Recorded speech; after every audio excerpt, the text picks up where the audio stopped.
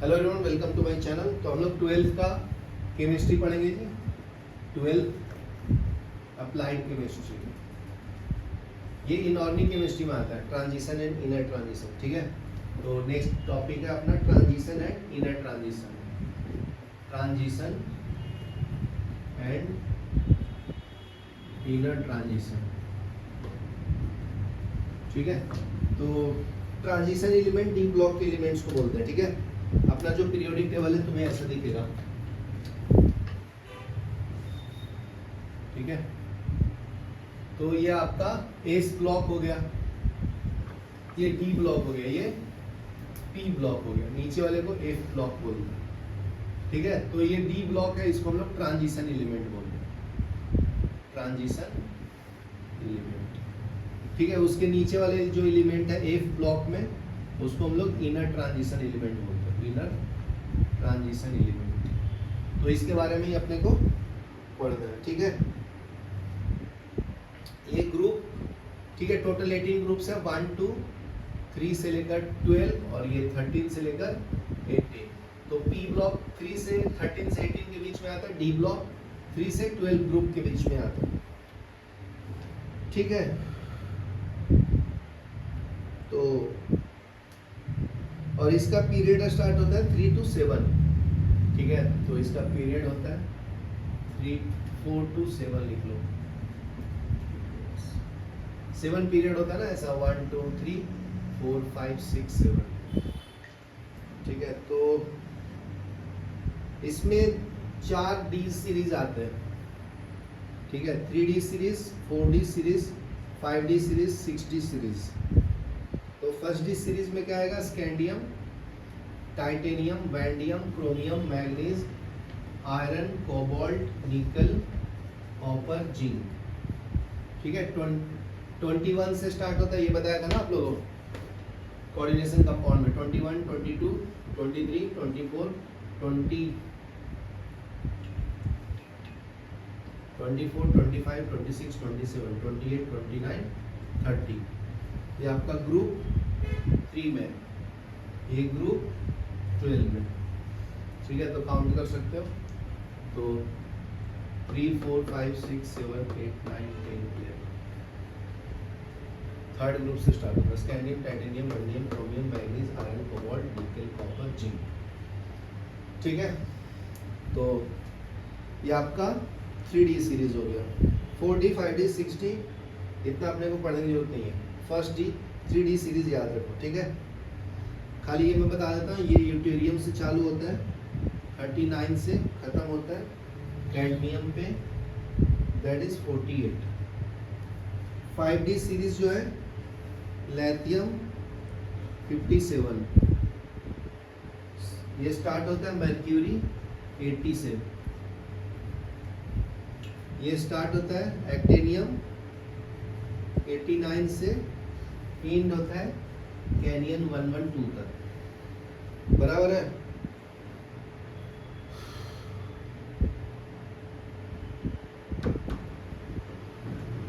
तो 3D series का तो इलेक्ट्रॉनिक कॉन्फ़िगरेशन लास्ट वाला पता ही है अपने को क्या होता है। इसको लिखेंगे आर्गन, आर्गन 3D 1 2 10 4h2 से चालू होता है। बराबर है। तो लास्ट वाला, फिर नेक्स्ट वाला क्या होगा? ये आपका कैडमियम वाला। आर्गन के बाद क्या आता है? क्रिप्टोन। तो इसमें आ जाएगा 4D 1 to 10 5s0 to 2। ठीक है, इसमें इसके बाद फिर आता है जेनोन, जेनोन 4f14। ठीक है, 5D 1 to 10 6s2। 6D radon 6D 1 to 10 7s2। ठीक है, ये लिख लो, फिर आगे बढ़ते हैं। ठीक है, अभी देखो हम लोग oxidation state of first transition series पढ़ेंगे। तो ध्यान से देखना, ऑक्सीडेशन स्टेट क्या होता है? लॉस ऑफ इलेक्ट्रॉन को बोलते हैं ऑक्सीडेशन स्टेट। ठीक है, या उसके ऊपर जो चार्ज असाइन होता है। जैसे देखो स्कैंडियम का, तो स्कैंडियम के लास्ट ऑर्बिट का इलेक्ट्रॉनिक कॉन्फ़िगरेशन 3d1 4s2 होता है। ठीक है, ध्यान से देखो। तो अगर एक इलेक्ट्रॉन लूज करूंगा s से, तो इसका ऑक्सीडेशन स्टेट क्या आएगा, +1 आएगा, +1। अगर दोनों लूज करेंगे s ऑर्बिटल से तो +2 आएगा, और s और d दोनों से करेंगे तो +3 आएगा। तो ये तीनों टाइप्स का ऑक्सीडेशन स्टेट दिखाता है। समझ गए जी दक्ष। फिर होता है टाइटेनियम। टाइटेनियम का ये 21 एटॉमिक नंबर होता है, ये 22। तो इसका क्या आएगा, ये आएगा 3d2 4s2। तो ये 1 नहीं दिखाएगा, डायरेक्ट +2 लूज करेगा, या +3 या +4। नेक्स्ट देखो वैनेडियम। वैनेडियम 23 है, तो इसका क्या आएगा 3d3 4s2। तो ये 2 लूज करेगा जी तो +2 आएगा, 3 लूज करेगा तो +3 आएगा, +4 +5 आएगा। ठीक है, +2 फिर +3 +4 +5। वैंडियम के बाद आता है क्रोमियम। क्रोमियम 24 है, तो इसका 3d5 4s1 आएगा। ठीक है, तो एक इलेक्ट्रॉन यहाँ से दोनों मिलाकर निकालेगा तो +2 +3 +4 +5 +6 दिखाते हैं।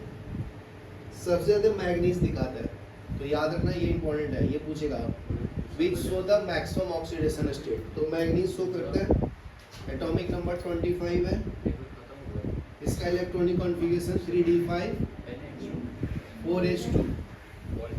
तो इसमें आएगा +2 +3 +4 +5 +6 +7। ये इसका इलेक्ट्रॉनिक कॉन्फ़िगरेशन हो जाएगा मैग्नीज का। नेक्स्ट देखो आयरन का। आयरन में क्या आएगा Fe। Fe का इलेक्ट्रॉनिक कॉन्फ़िगरेशन 3d6 है, 4s2 है। तो अगर ये 2 लूज करेगा तो +2 +3 +4 +5 +6। ठीक है, आयरन के बाद आता है कोबाल्ट। तो 3d7 4s2 इसका इलेक्ट्रॉनिक कॉन्फ़िगरेशन।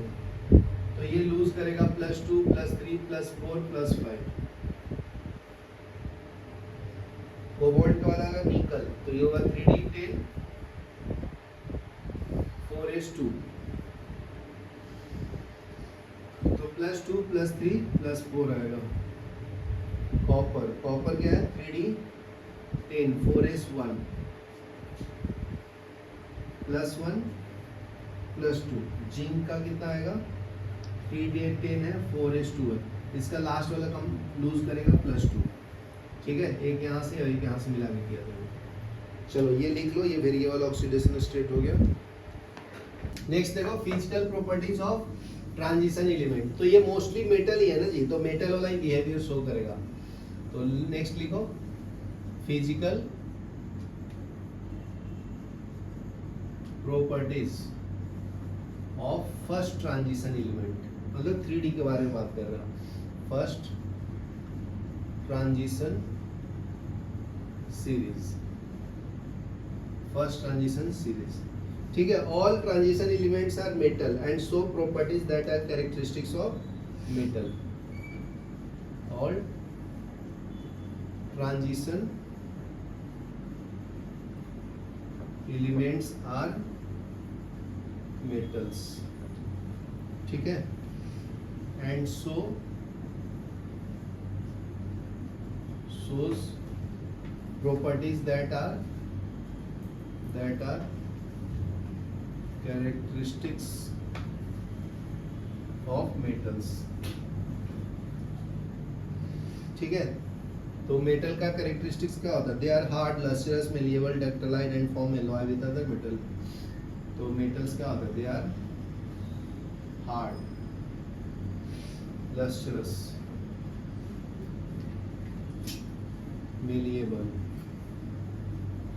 malleable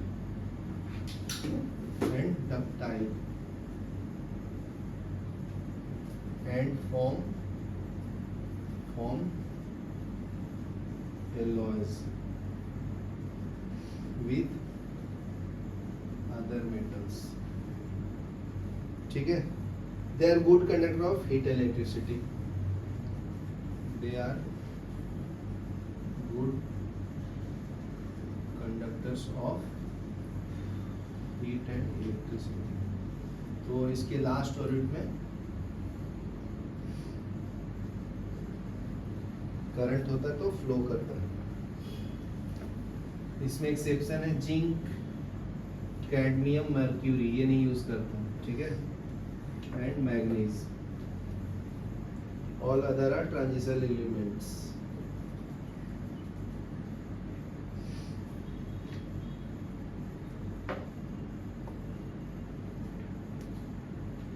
इसका high melting and boiling point होता है. They possesses high melting point and boiling point. ठीक है, अभी नेक्स्ट पढ़ेंगे हम लोग ट्रेंड्स. तो ट्रेंड्स का नॉर्मली एटॉमिक नंबर बढ़ता है तो एटॉमिक रेडियाई एंड एटॉमिक ये भी बढ़ेगा. ठीक है, तो थोड़ा बहुत डिक्रीज भी होता है due to shielding effect.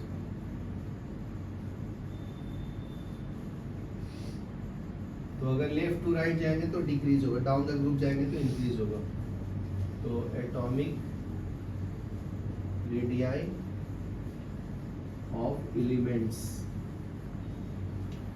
Of transition series decrease gradually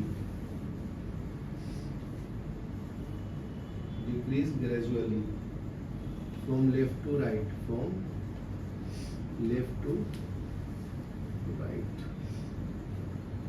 ठीक है. as we move across a transition from left to right, nuclear charge increases by 1 unit. Nuclear charge increase होता है, इसके लिए शिल्डिंग इफेक्ट बढ़ता है. ठीक है, इतना काफी है. नेक्स्ट देखो, आयनाइजेशन एंथैल्पी. नेक्स्ट पॉइंट है आयोनाइजेशन एंथैल्पी. आयोनाइजेशन एंथैल्पी क्या होता है? इलेक्ट्रॉन निकालने की जो एनर्जी कैपेसिटी है उसको बोलते हैं. Energy required to remove an electron from the last orbit. तो फर्स्ट इंक्रीज होगा देन डिक्रीज होता है. Ionization enthalpy for a given element are subsequently increases from first to third ionization. ठीक है, तो इसमें क्या होता है? इंक्रीज होता है. Increase from ionization enthalpy 1 to ionization enthalpy 3. Metallic character, ये मेटल ही है तो लेफ्ट टू राइट जाएंगे तो नॉन मेटालिक करेक्टर बढ़ता है. Down the group metallic character बढ़ता है. तो नेक्स्ट टॉपिक है metallic character.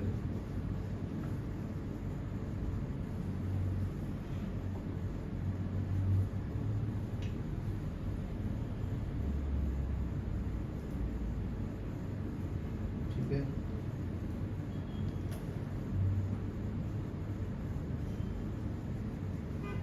Hard nature of these elements. Hard nature of these elements suggests formation of covalent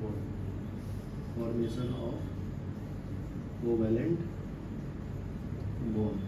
ठीक है, तो ये अलग अलग टाइप्स के शेप बनाता है, crystal shape. HCP hexagonal cubic close packing, CCP cubic close packing, BCC body centred cubic. ठीक है, ये लिख लो. नेक्स्ट है मैग्नेटिक. नेक्स्ट है मेटालिक प्रॉपर्टी. तो मैग्नेटिक प्रॉपर्टी में बताया था कि अगर उसके लास्ट ऑर्बिट में अनपेयर्ड इलेक्ट्रॉन होगा तो पैरामैग्नेटिक होता है ना. तो नेक्स्ट कैरेक्टरिस्टिक्स है मैग्नेटिक प्रॉपर्टीज. मैग्नेटिक प्रॉपर्टीज में क्या है? ये शो करता है. ठीक है, जिसमें अनपेयर्ड इलेक्ट्रॉन होगा तो पैरामैग्नेटिक. तो कैसे फॉर्मूला निकालेंगे? Mu is equal to under root of n into n plus 2। N क्या है? Number of unpaired electrons. इसका यूनिट होता है बोर मैग्नेट्रॉन। एन क्या है? Number of unpaired electron. तो ये न्यूमेरिकल पूछ लेता है, याद रखना, ठीक है। इस पर डायरेक्ट एन का वैल्यू डालना है, n number of unpaired electron है, डालोगे आंसर आ जाएगा, ठीक है। तो नेक्स्ट है कलर्ड। कलर, ये कलर कंपाउंड भी बनाता है क्योंकि इसके पास बहुत सारे अनपेयर्ड इलेक्ट्रॉन होता है ना। तो substance appear coloured if it absorb a portion of visible light. A substance appears color if it absorbs a portion of visible light, visible light, ठीक है।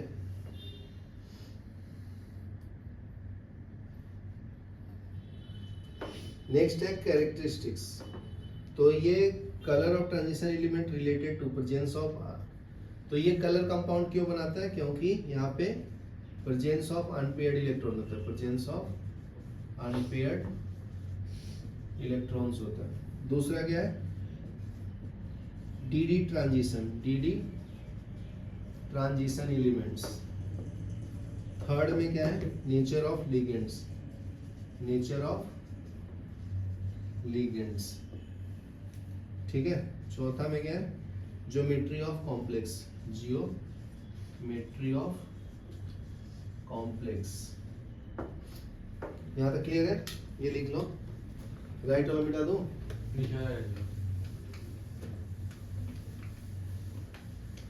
नेक्स्ट है कैटालिटिक प्रॉपर्टी शो करता है, मतलब कोई भी रिएक्शन होता है उसके अंदर कैटलिस्ट की तरह काम करता है। पढ़े होगे ना, निकेल, प्लेटिनम, प्लेडियम। तो ये रिएक्शन को इंक्रीज डिक्रीज करता है, कैटालिटिक प्रॉपर्टीज, ठीक है। तो it increase the rate of reaction, ठीक है। तो दो तीन याद कर लो, जैसे MnO2 यूज करते हैं, manganese dioxide, catalyst for the decomposition of potassium chlorate, act as a catalyst for decomposition of KClO3। दूसरा क्या है? in the manufacture of ammonia, molybdenum and iron is used for ammonia preparation। Third में क्या है? Cobalt and thallium use करते हैं, cobalt and thallium alloy is used. चौथा क्या है? निकल और प्लेटिनम, प्लेडियम यूज करते हैं ना in the reaction of alkene. चलो यहाँ तक लिखो, फिर आगे बढ़ते हैं। बिटा दो। जो डी ब्लॉक के एलिमेंट है वो फॉर्मेशन ऑफ इंटरस्टियल कंपाउंड भी बनाता है, मतलब आपस में भी जोड़ के फॉर्मेशन ऑफ कंपाउंड्स करता है, फॉर्मेशन ऑफ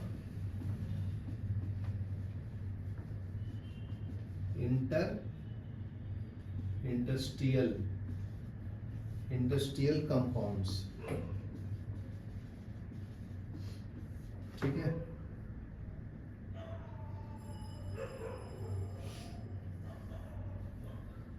जैसे हाइड्रोजन इंट्रैप हो सकता है, कार्बन हो सकता है, नाइट्रोजन हो सकता है डी ब्लॉक के एलिमेंट के अंदर, ठीक है। तो some properties of industrial compound अगर कोई पूछेगा तो they are hard and good conductor of heat and electricity, ठीक है। तो इंडस्ट्रियल कंपाउंड का प्रॉपर्टीज देखो, प्रॉपर्टीज ऑफ इंडस्ट्रियल कंपाउंड।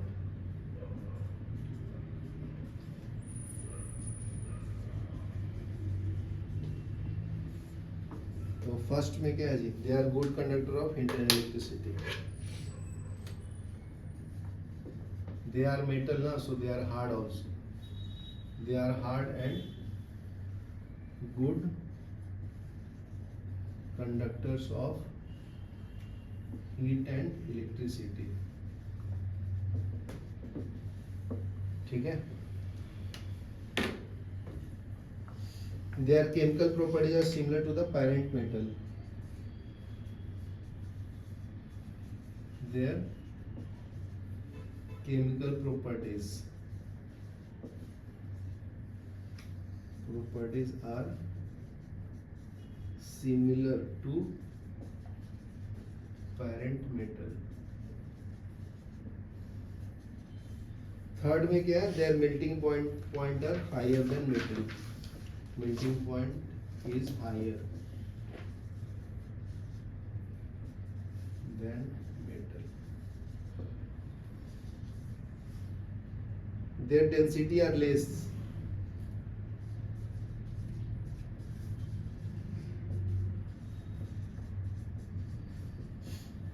ठीक है. Their metallic carbides are chemically inert.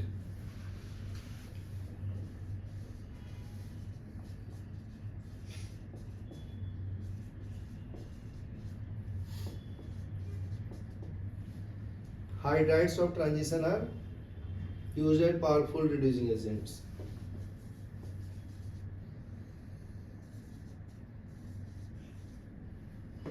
Hydrides of transition metals are reducing agent.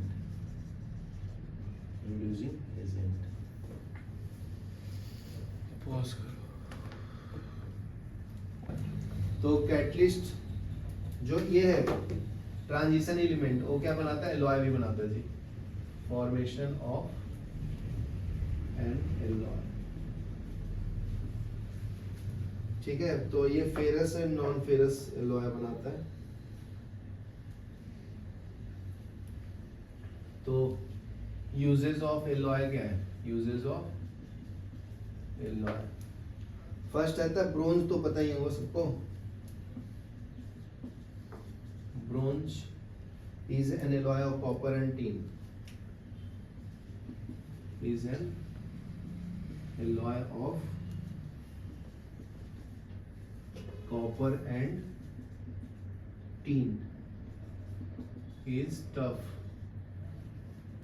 strong and corrosion resistance. ठीक है. It is used for making a statue, medals and trophies.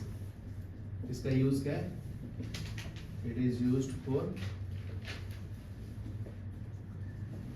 Making statues, medals and trophies. Next है कुपरा निकल is oil of copper and निकल. दूसरा alloy है कुपरा निकल. कुपरा निकल is an alloy of copper and निकल.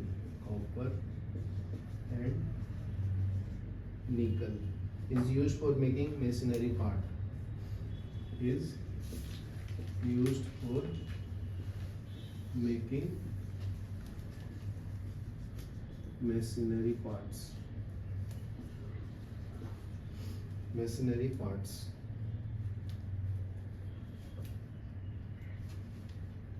ठीक है. ऑफ मैरिन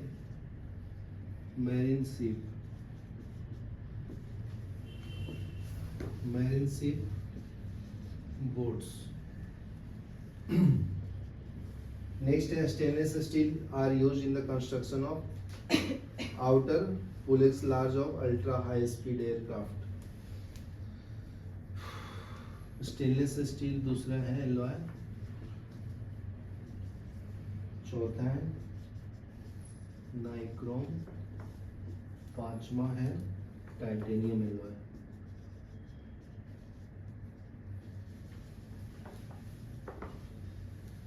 चलो ये लिख लो. लेफ्ट वाला मिटा दो. Compounds of manganese and chromium देखो. Next compounds of manganese and chromium. KMnO4 potassium permanganate, K2Cr2O7 potassium dichromate. तो प्रिपरेशन ऑफ पोटेशियम परमैंगनेट देखो. तो इसको बनाते कैसे? तो 3 स्टेप में 3 मोल्स ऑफ मैग्नीज डाइऑक्साइड लेते हैं 6 moles of potassium hydroxide, potassium chlorate. तो ये क्या बनाएगा, हीट करेंगे तो ये बनेगा 3K2MnO4 plus KCl plus 3 moles of water. ठीक है। दूसरा में क्या है, potassium magnet oxide 3K2MnO4 plus 4CO2 plus 2H2O produce क्या करता है 2KMnO4 plus MnO2 plus 4KHSO4। ठीक है। थर्ड में क्या है 3MnO4 2 minus plus 4H plus gives 2MnO4 minus plus MnO2 plus 2H2O। ठीक है। नेक्स्ट है इलेक्ट्रोलाइटिक ऑक्सीडेशन। मिटा दो, नीचे वाले रख दो।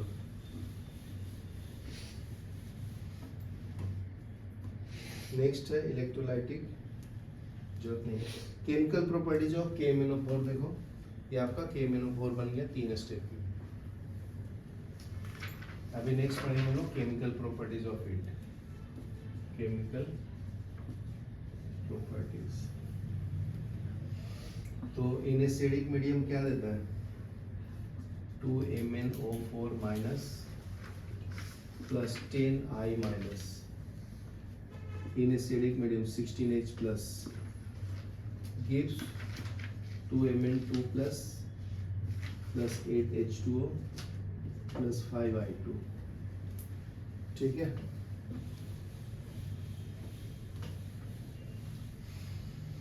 तो एसिडिक मीडियम में क्या हुआ, I माइनस जो है ना I2 गैस में कन्वर्ट हो गया है। दूसरा क्या है ऑक्सीडेशन ऑफ Fe2 प्लस से Fe3 प्लस जाएगा, +2 से +3 में जाएगा। MnO4 minus plus 5Fe2 plus 8H plus gives 5Fe3 plus Mn2 plus gives 4H2O। ठीक है। तो Fe2 प्लस से Fe3 प्लस में चला जाता है। ठीक है। यूजेज ऑफ KMnO4 क्या है, यूजेज ऑफ KMnO4 ये हमको एनेस्थेटिक जैसा यूज करते हैं, एंटीसेप्टिक जैसा यूज करते हैं इसको। दूसरा यूज है for unsaturation test in laboratory, for unsaturation test in laboratory. बस कर रहा हूँ। और powerful oxidising agent,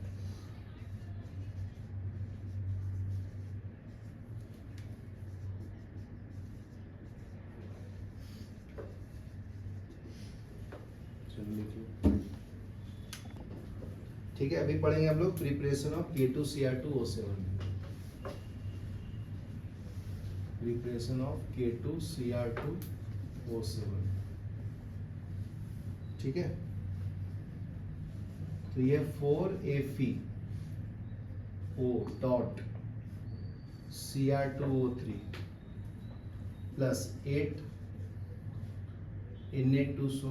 Na2CO3 potassium carbonate plus 7 mole of oxygen heat करेंगे तो क्या मिलेगा 8 Na2CrO4 plus 2 Fe2O3 plus 8 CO2। ठीक है। फिर potassium chromate 2 Na2CrO4 plus H2SO4 gives Na2Cr2O7 plus 2 NaCl plus Na2Cr2O7 dot H2O। ठीक है। थर्ड स्टेप में क्या मिल जाता है तुम्हें?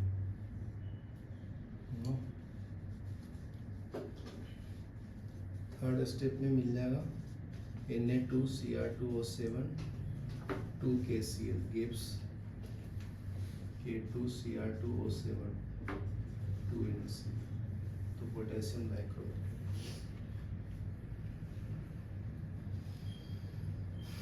राइट होगा बेटा? तो नीचे का रहेगा यूएस।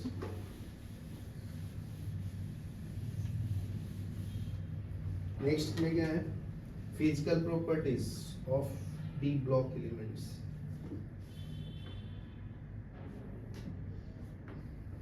तो ये तो बता दिया ना, high melting and boiling point, ये इलेक्ट्रोपॉजिटिव होता है, डिफरेंस होता है।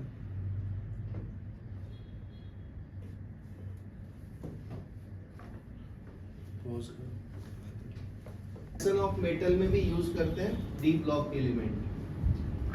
तो इसका नेक्स्ट यूज है एक्सट्रैक्शन ऑफ मेटल।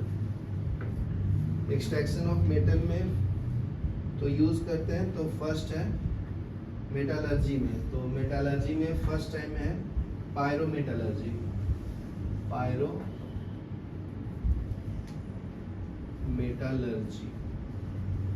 पायरोमेटालर्जी तो क्या है जी? A process in which ore is reduced to metal at high temperature using reducing agent. ठीक है, तो उसमें कार्बन, हाइड्रोजन, एल्युमिनियम यूज करते हैं। तो लिख लो इसका definition. A process in which ore is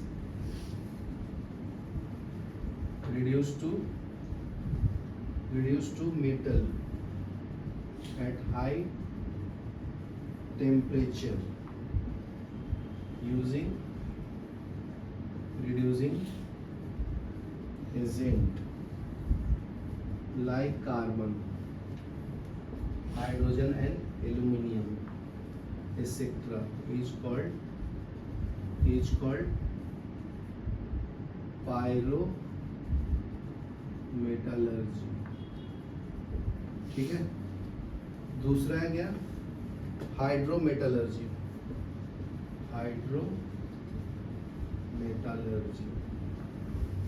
इसमें क्या होता है? The process of extracting metal from the aqueous solution of their salt.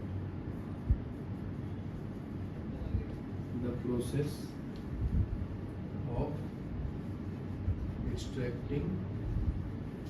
extracting metals from its aqueous solution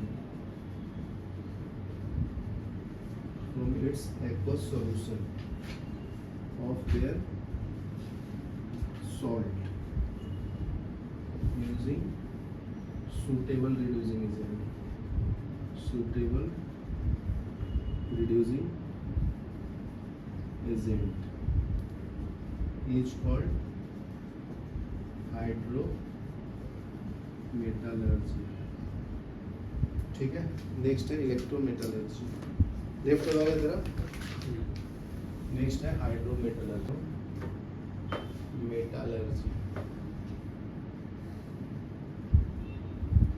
electrometallurgy, a process in which metal is extracted by electrolytic reduction of molten metallic compound। A process in which metal is extracted by electrolytic reduction of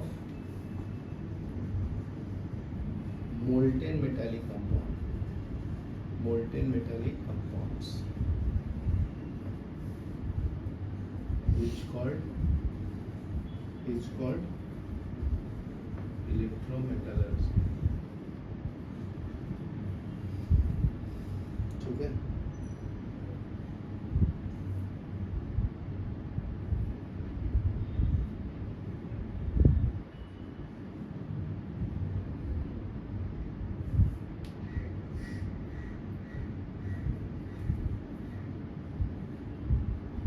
चलो लिख लो, फिर inner transition दो।